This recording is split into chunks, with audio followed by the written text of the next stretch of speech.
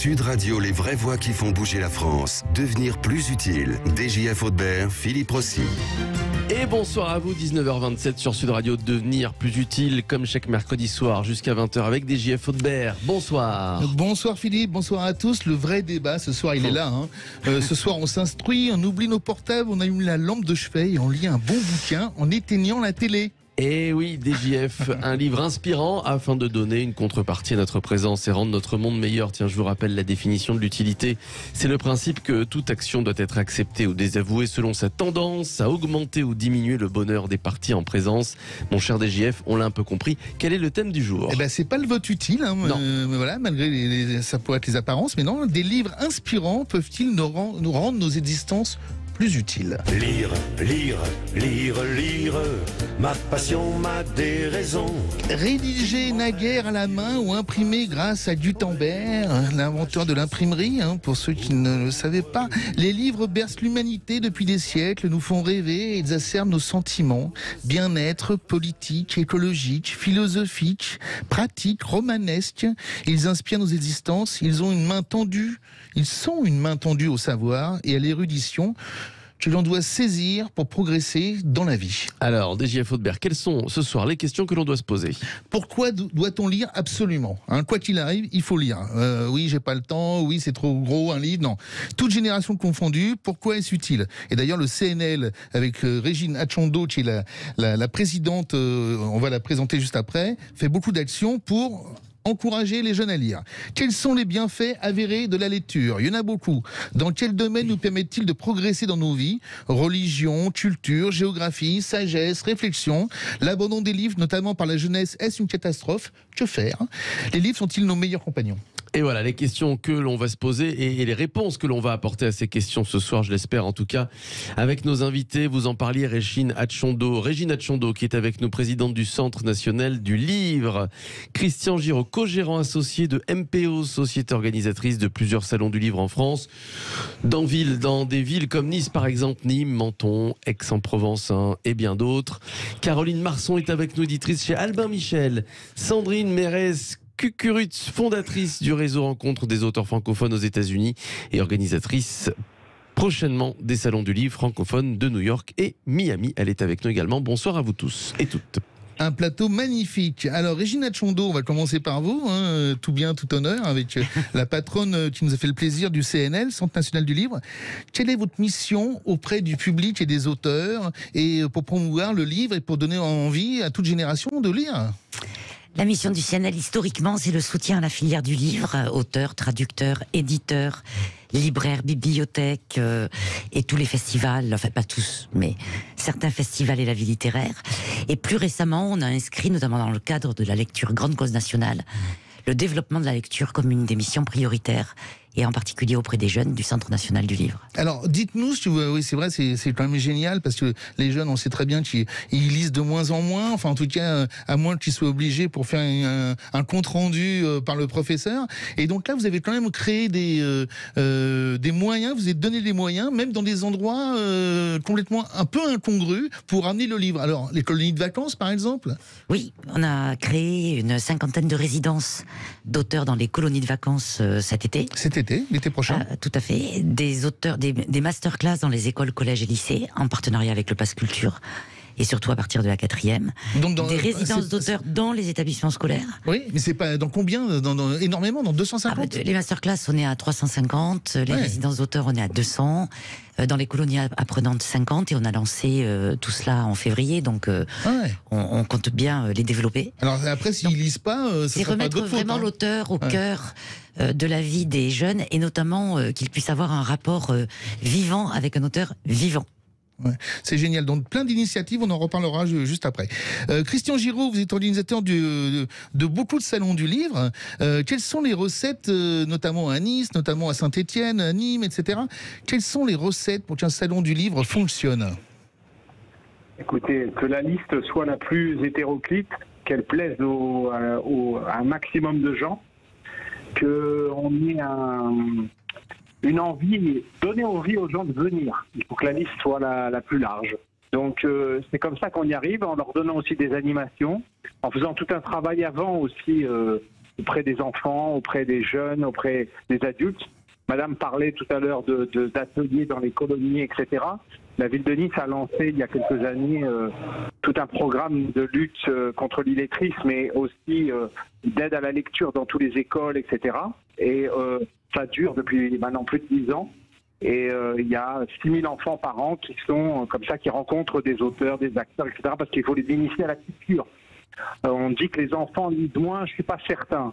Ils changent de type de livre, mais je ne suis pas certain qu'ils lisent moins. Et le Pass Culture, qui a été une très bonne initiative, a permis de remettre des jeunes dans les librairies qui sont venus comme ça acheter beaucoup de livres ces derniers temps et pas que des mangas. Christian, quand on essaie d'attirer les enfants ou les adolescents, on attire aussi les parents. Est-ce que vous sentez justement l'intérêt différent de par le public qui vient? Est-ce que c'est une émission qui s'appelle Devenir plus utile avec les livres? Est-ce que vous sentez que la demande des parents vont vers des livres qui ont plus de sens ou plus de contenu, plus de positivité dans le récit ou dans leur mission?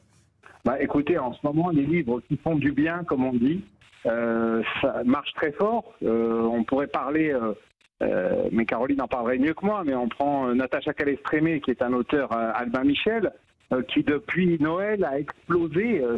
C'est vraiment des ventes extraordinaires. À chaque fois qu'elle fait une conférence, il y a un monde fou. Mais c'est pas que ça, c'est des livres aussi importants. C'est Eric Emmanuel Schmitt qui a sorti cette histoire du monde qui marche très très fort. Là, on en est près au 3e tome. C'est aussi les polars. Et ce qui marche dans les polars, par exemple, c'est les polars qui ont vraiment une vraie structure, un vrai sens.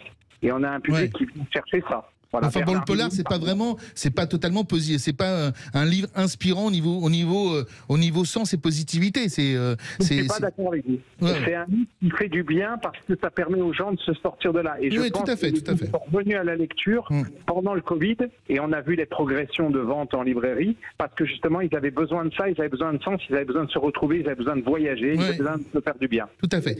Sauf que malheureusement, les librairies ont fermé, donc il fallait qu'ils se débrouillent autrement. Caroline Marsan, vous étiez éditrice chez Albin Michel, donc vous éditez Didier von Koblert, Johannes Farr et beaucoup d'autres. Je suis l'éditrice de Daniel Picouli.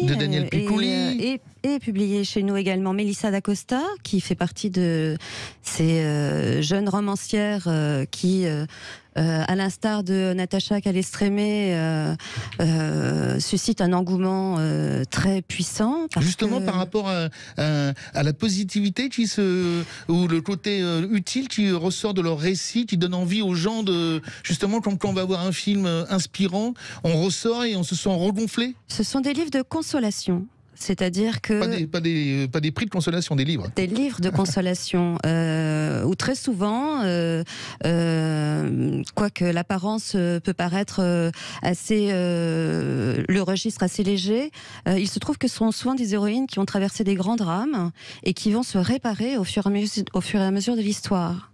Comme dans la vie, donc. Est-ce que vos critères en tant qu'éditrice ont changé ou un peu évolué quand vous recevez des manuscrits en veux-tu en voilà pour essayer de les amener donc à devenir des romans chez Albin Michel? Est-ce que vous avez plus tendance à privilégier le sens dans votre choix ou privilégier justement des récits positifs en ce moment parce que les gens en ont besoin et tout ce qui se passe? Alors vous allez être un peu fâché parce que je ne me pose pas du tout cette question-là. Non, je suis pas fâché. En revanche, je me pose toujours celle de la nécessité, c'est-à-dire qu'au-delà de l'utilité, je cherche des livres qui sont nécessaires. Et je cherche, outre évidemment le style, la clarté d'une pensée, l'ouverture sur un monde, une voix qui me mette sur la voie. Très bien, c'est beau. Hein, Sandrine Mérez Cucurudz, c'est dur à prononcer chez moi. Je sais, j'en suis consciente. Je suis désolé, Sandrine. Peut-être que les Anglais ou les Américains y arrivent mieux, mais nous on a donc vous êtes fondatrice du réseau Rencontre des auteurs francophones aux États-Unis. Comment vous est venue l'idée déjà de créer un réseau de rencontres d'auteurs francophones aux États-Unis? Parce qu'il y a beaucoup d'Américains qui lisent ou qui parlent français. Il y en a beaucoup, plus qu'on ne le pense. Alors moi, je suis une spécialiste de la communication depuis 25 ans et je suis aussi autrice ou auteur à Mes Heures Perdues. Et donc, à force de rencontrer des auteurs ici qui n'avaient pas de visibilité, j'ai lancé cette plateforme. Et cette plateforme est devenue très vite internationale. Aujourd'hui, j'ai 275 auteurs de 39 pays du monde. Donc, c'est plus un réseau et une plateforme internationale aujourd'hui, même si elle est là pour rayonner aux États-Unis et pour aider les auteurs à avoir une présence, à avoir une visibilité. Et cette visibilité, elle revient dans leur pays d'origine. Donc, aujourd'hui, il y a des ventes qui se font en France grâce à la plateforme aux États-Unis. Donc c'est un peu de l'œuf ou la poule.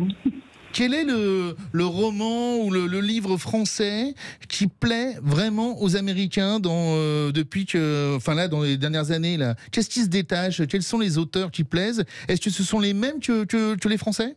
Que ceux qui plaisent aux Français? Difficile de vous répondre là-dessus, puisque moi je défends des auteurs en travaillant avec les auteurs et avec les maisons d'édition, donc je n'ai pas nécessairement la même mise en valeur des gros titres français. Souvent je présente des choses qui sont moins connues. En tout cas, il est vrai que pendant la Covid, il y a eu une explosion des ventes de livres, de recettes de cuisine françaises. Alors c'est pas la littérature que j'ai l'habitude de défendre, mais c'était drôle de voir qu'effectivement les gens ont eu besoin de Madeleine de Proust, de cuisiner comme à la maison, comme dans leur pays, d'origine. Donc ça a été des ventes qui ont explosé.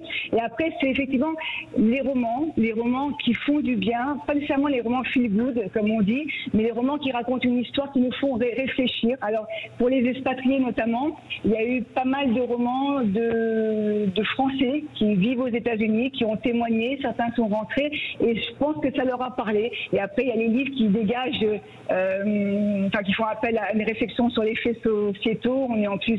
On était en année de campagne, donc il y a eu des grands thèmes sociaux qui ont fait réfléchir. Et là, les livres ont bien marché, ont bien réfléchi. Voilà, on est souvent des Français expatriés. Et après, il y a effectivement tous les francophones, j'en rencontre beaucoup, qui sont souvent des Américains ou des Hispaniques, parce que là, en ce moment, je suis à Miami, mais des Hispaniques qui lisent en français et eux qui veulent trouver un petit goût de la France. Ok, Sandrine, merci beaucoup. On va revenir vers vous après. Le Salon du Livre, Régine Atchondo, directrice du CNL, Centre National du Livre à Paris. Le Salon du Livre ouvre après-demain, mais la soirée d'inauguration, c'est demain soir. Quels sont les enjeux pour vous, pour le Centre National du Livre, justement, par rapport au public qui va venir, aux professionnels? Quels sont les enjeux du CNL? Nous, on s'adresse surtout aux professionnels, donc c'est de faire connaître tous les dispositifs de soutien qui peuvent ne pas être connus par certains éditeurs, certains auteurs, certains libraires. On aide l'édition sur des projets d'éditeurs qui nous envoient, par exemple, un projet de collection ou un auteur qui va déposer un projet dont il va rédiger, je dis n'importe quoi, non, pas tout à fait, 10-15 lignes. Et sur la base de ce projet, il va être soutenu. Tout ça, c'est pas décidé au petit bonheur la chance. Bien sûr. Il y a 24 commissions qui réunissent 300 experts, qui se réunissent tous les 3 mois et qui analysent chaque projet de demande de soutien d'un éditeur. On aide beaucoup la traduction aussi, que ce soit la langue française vers les langues étrangères ou les langues étrangères vers le français, pour la littérature étrangère. Donc, faire connaître nos dispositifs, c'est le premier enjeu. Et on est partenaire du nouveau salon du livre qui s'appelle Festival du livre. Cette année, c'est festival, en distribuant des chèques lire pour les enfants. D'accord. Et avec lequel, avec des concours, des jeux concours avec France Télévisions, ils peuvent aller en librairie. Chèque lire, c'est quoi chèque lire en fait alors donc? Chez France Télévisions, des jeux concours. Et nous, on leur offre des chèques lire. Lire, chèque, plus loin lire. Oui, j'ai compris, mais c'est pour acheter des livres. C'est ça. En librairie. Oui, c'est ça, d'accord. Voilà, pardon. Non, d'accord. Et juste, alors, vous avez aussi lancé d'autres initiatives importantes. Le festival de lecture, donc c'est important que les gens puissent écouter des acteurs, des comédiens. Il y a plusieurs, d'ailleurs, MPO, on organise aussi, on va en parler juste après. Écouter des comédiens qui lisent un livre à haute voix. Oui, la lecture à voix haute. Ça, c'est important. Est un élément extrêmement important, Pourquoi ? notamment pour les jeunes. Monsieur avait raison de dire qu'ils ne lisent pas forcément moins, mais ils lisent différemment. Ils se concentrent moins longtemps. 47% d'entre eux disent qu'ils font autre chose en lisant un livre. Ah ouais. Il passe 3h14 par semaine sur un livre, 3h50 par jour sur un écran. Donc ça, c'est quand même des statistiques objectives. Et donc tout ce qui peut favoriser le désir de lire, la lecture à voix haute, les livres audio, le fait de sortir le livre de l'étagère pour le rendre plus accessible, plus le ludique. lire différemment, en groupe, Voilà. en colonie de vacances, Exactement. partout. Exactement. Très le bien. partage. Christian Giraud, juste avant la publicité, on va vous poser une question justement par rapport à vous, à votre offre en tant que les offres que vous proposez à toutes les villes que vous servez. Vous avez aussi une offre dans l'arrière-pays niçois, si je ne me trompe pas, où vous faites venir des comédiens célèbres comme Michel Bougenat, comme Fabrice Lucchini, etc., qui lisent des livres à haute voix au public, et ça marche. Ça marche très très fort. Ça fait plus de 10 ans que c'est fait avec le conseil départemental. Et on va dans les petits villages, on va dans les villes de moyenne taille, etc. Et chaque fois, il y a un acteur ou une actrice connue qui vient lire un texte d'un grand auteur, voilà, qui est vivant ou mort, c'est pas la question. Il vient lire un texte et ce texte, les gens adorent. C'est-à-dire que parfois, on est dans un village qui fait 20 personnes et on se retrouve avec 300 personnes parce que les gens adorent venir écouter ce texte et se retrouver. Et souvent, à la fin, le public dit « Ah, je vais aller acheter le livre » pour découvrir l'auteur qui a été lu. Et souvent, cette manifestation, cette lecture, elle n'aura plus jamais lieu ailleurs parce que c'est un moment spécial, en plein air, sous les étoiles, où on lit un livre et on découvre comme ça une œuvre d'un auteur. Voilà, donc des nouveaux moyens d'intéresser, de ramener le public au livre. Hein, Philippe? Oui. Il nous faut un peu d'argent, donc on passe à la pub. Exactement. Et on va poursuivre le débat dans quelques minutes. Des livres inspirants peuvent-ils rendre nos existences plus utiles?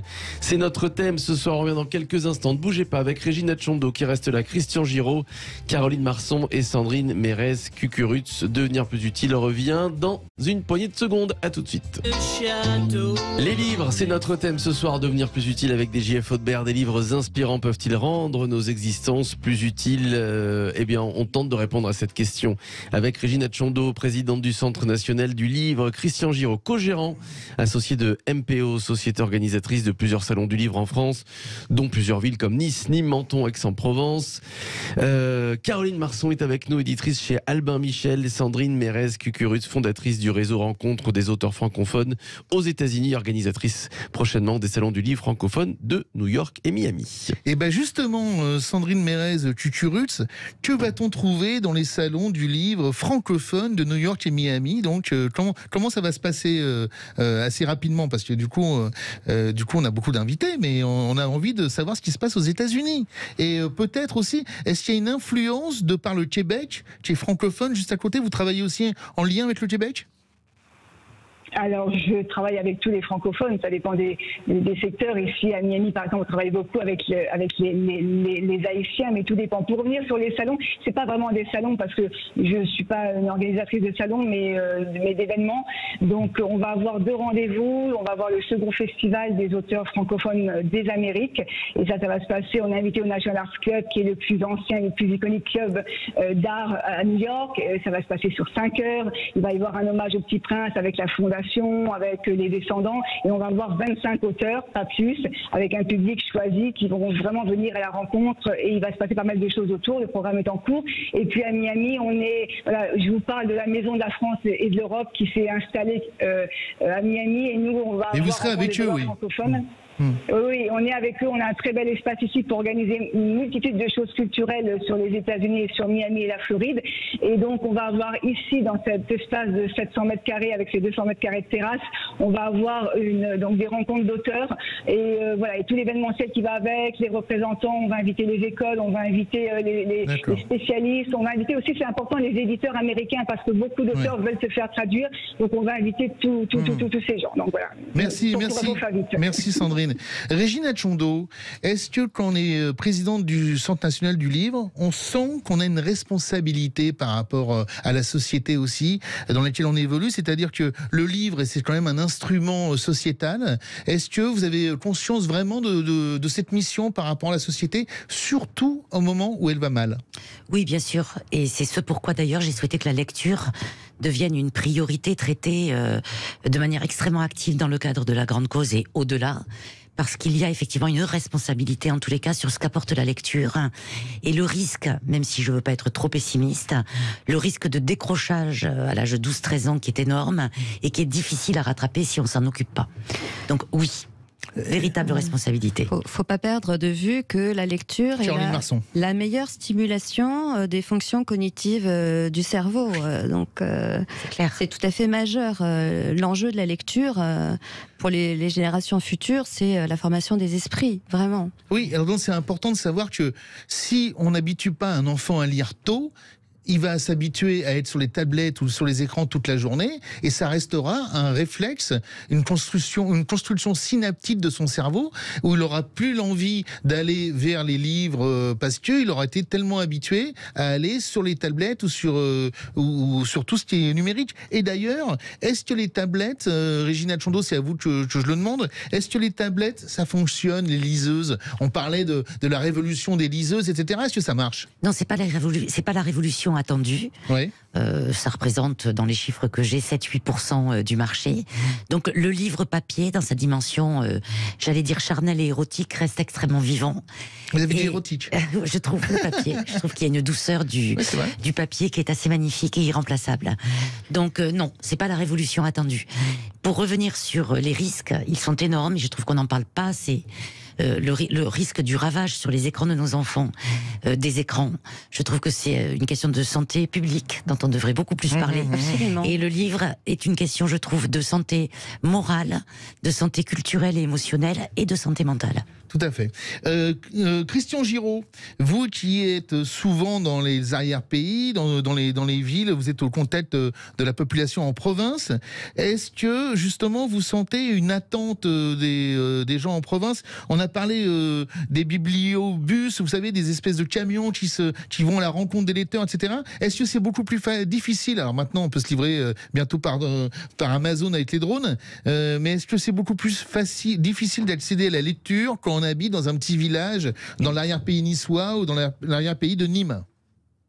Écoutez, il y a eu un effort énorme des institutionnels pour faire des bibliothèques, pour faire des médiathèques extraordinaires dans des endroits perdus, ou pas perdus d'ailleurs, mais dans des petits endroits ou même des villages, avec des installations surprenantes, un choix de livres, un espace pour les débats, etc. Et nous, on le voit quand on y va pour certaines manifestations.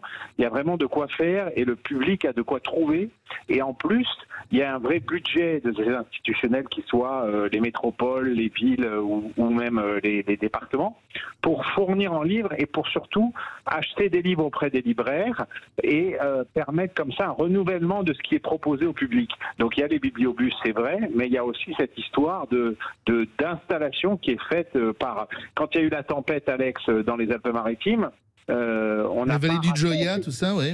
On n'a pas attendu pour construire certains endroits, que ce soit la vallée de la Vésubie, etc., ou la vallée de la Roya, il y a eu des choses détruites. Et la culture a aussi fait partie des urgences et des choses qui ont été ramenées pour que les gens... Et parce que parfois il n'y avait plus de télé, il n'y avait plus rien, donc il fallait quand même avoir aussi une occupation et de quoi se détendre et penser à autre chose que les ravages de la tempête. Tout à fait. Caroline Marson, vous êtes donc éditrice chez Albin Michel, on l'a dit. On pensait que ce seraient les grandes institutions qui feraient le succès des livres, et on se rend compte finalement, vous allez peut-être me le confirmer, que les libraires, avec leurs fiches lecture sur leurs livres, etc., ont une part fondamentale dans le succès d'un livre. Ah oui, tout à fait, tout à fait. D'ailleurs, détrompez-vous, je pense que Albin Michel est une grande enseigne. Et Moi, je parlais des enseignes de vente comme Cultura, la Fnac, etc. Pardonnez-moi. Enfin, en tout cas, une maison comme la nôtre, par exemple, qui est une maison indépendante assez importante, en taille et en masse. Oui, bien sûr. Ouais. A pour partenaire essentiel le libraire. C'est notre premier diffuseur qui est tout à fait majeur. Qui permet la diversité des livres, parce que certes il y a des auteurs très installés, des best-sellers qui ont leur place sur ceux qui arrivent, il faut qu'il y ait des libraires pour les aider. c'est vraiment bon, certes, il y a des soutiens publicitaires possibles, Ouais, mais, ça, c'est encore autre chose. mais Les le libraire, des gens comme Christian Giraud qui organisent des festivals absolument fantastiques. C'est vrai. Voilà, ces Tous initiatives ces acteurs qui font le succès des livres. Est-ce que vous pensez... permettent une vitalité Ouais, tout et à une fait. diversité surtout. Régine Atchondo, est-ce que vous pensez que les libraires en France sont un peu déconsidérés? Non. Non. Je ne pense pas qu'ils soient déconsidérés. Je pense qu'ils sont aujourd'hui reconnus comme commerce essentiel. Ouais. Ils ont Sauf pendant la pandémie, quand même. Non, la première. Après, Oui, ils ont réussi à d'accord. s'imposer. Ouais, là. c'est vrai, c'est Ils vrai. se sont Grâce imposés. à Madame Macron. Oui, oui. Et Grâce à eux surtout. Ouais. bien sûr, et le Centre national du livre, par exemple, et je dis pas ça parce que je le préside, puisque l'argent me venait du gouvernement, donc bien sûr. a consacré plus de 18 millions d'euros rien que pour soutenir les libraires à passer la crise. Et puis maintenant, on a lancé un nouveau soutien, la modernisation pour qu'ils passent à la vente en ligne et qu'ils organisent le fameux, en bon français, click and collect, pour qu'ils s'adaptent aussi aux nouvelles pratiques, aux nouveaux usages et aux commandes de livres à distance. On est le seul pays au monde qui a une telle densité de librairies et de bibliothèques. Ah, c'est très intéressant. Donc je ouais. crois que ça, il faut quand même ne jamais l'oublier. C'est ce qui peut faire partie de l'exception culturelle. Hein. On est le seul pays au monde, et y compris en Europe, très loin devant les autres pays européens. Très rapidement, Oui. le livre audio, ça marche ou pas? Le livre audio, ça marche très Ouais, bien et ça ça a marche. beaucoup. Oui, ça a beaucoup décollé pendant le confinement. Je confirme. Dernière question à vous poser à la fin. Est-ce que vous pensez, parce qu'on va être obligé de rendre l'antenne, est-ce que vous pensez que le livre peut mourir un jour? Régine, très rapidement, en 2-3 mots. Je commence par vous. Non, je pense qu'il ne peut pas mourir. En revanche, il faut continuer à le rendre extrêmement vivant. Caroline Marsan. Non, moi je parlais de nécessité et je pèse mes mots. Du reste, quand on aime un livre, on le dévore. Donc on a un rapport organique au livre. Donc on mange. Christian Giraud. Ah non, absolument pas. Il y a 20 ans de ça, il y a une radio concurrente de la vôtre. Une journaliste m'avait dit pourquoi vous faites des salons du livre? Ça va mourir dans 3 ans. Et c'est toujours là. Grâce à vous aussi. Aussi grâce à vous. Sandrine Mérez-Cucurutz. Le livre. Non, le livre ne va pas mourir. À nous de faire en sorte d'attirer ceux qui ne lisent plus à les faire lire. Et ça arrive tous les jours. En tout cas, ici, moi, ça m'arrive tous les jours. C'est formidable. Ok. Merci à tous. Merci à vous. C'est grâce à vous que le livre est encore vivant. Et merci à vous. Donc, merci à Régine Atchondo, présidente du Centre national du livre, Christian Giraud qui est avec nous, co-gérant associé de MPO, Caroline Marson, merci à vous, éditrice chez Albin Michel. Et donc, on est terminé par elle, Sandrine Mérez-Cucurutz, fondatrice du réseau Rencontre des auteurs francophones aux États-Unis. Et donc, les salons du livre francophone de New York et Miami prochainement. Voilà. Je vous présente et représente le livre de DJF Audebert. Vous parliez tout à l'heure du côté érotique du livre. Voilà, il y a beaucoup de pages. Et surtout, dans c'est ce un livre inspirant quand même. Exactement. Quotient d'utilité, donc le livre de DJF Audebert. Voilà, que je vous présente. Merci. C'est chez Guy Trédaniel Édition. Merci. Alors restez avec nous déjà à 21h. Merci à Philippe Rossi, merci à Jamel et Aurore. Jamel pour la réalisation et Aurore pour les réseaux sociaux. Merci. À partir de 21h, vous allez pouvoir suivre le débat de l'entre-deux tours en direct sur Sud Radio.